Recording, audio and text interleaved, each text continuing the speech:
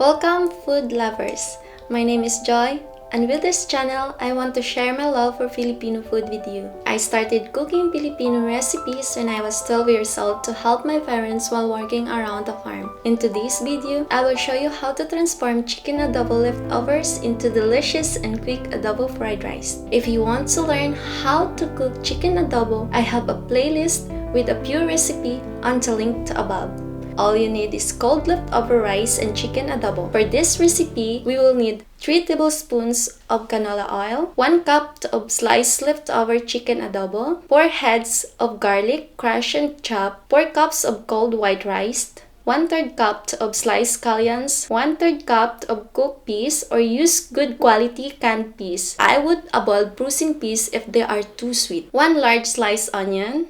First, boil water in small saucepan in which we will cook the green peas for about 5 minutes until they soften. It is best not to add salt here, otherwise the peas would harden. Heat the oil on low in a 12-inch sauté pan. Add the garlic. Cook until golden. Add the onion and stir until golden. Place the chicken adobo in the pan and stir for 3 minutes to heat it. Add the rice and the green peas.